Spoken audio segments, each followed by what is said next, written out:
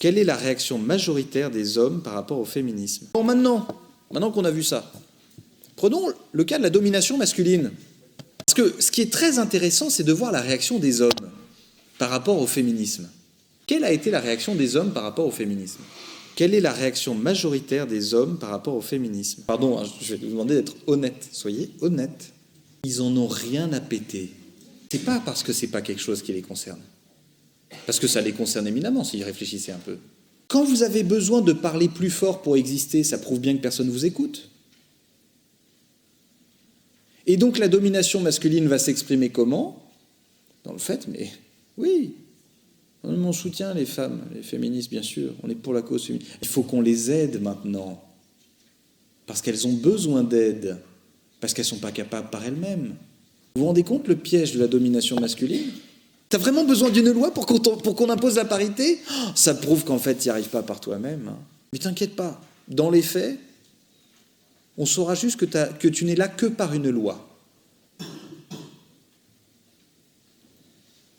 Voyez le problème de la lutte. Vous prenez la lutte homosexuelle, vous prenez la lutte trans, vous prenez la lutte de n'importe quelle minorité, c'est toujours la même chose.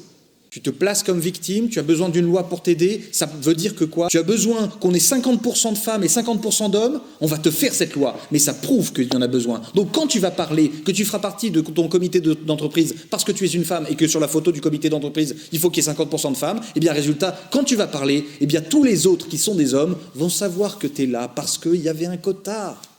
Même si le maître par complaisance lui dit « Vas-y, très bien, je t'aide. » Toutes ces femmes qui demandent de la considération de la part des hommes, ça veut dire qu'elles ne l'ont pas. Vous voyez, vous discutez par exemple avec une féministe de 3e génération de la galanterie, elles vont dire c'est un système d'oppression. Parce que la galanterie, c'est reconnaître la faiblesse de la femme. Lui ouvrir la porte parce qu'elle n'est pas capable de l'ouvrir toute seule. Non, mais non.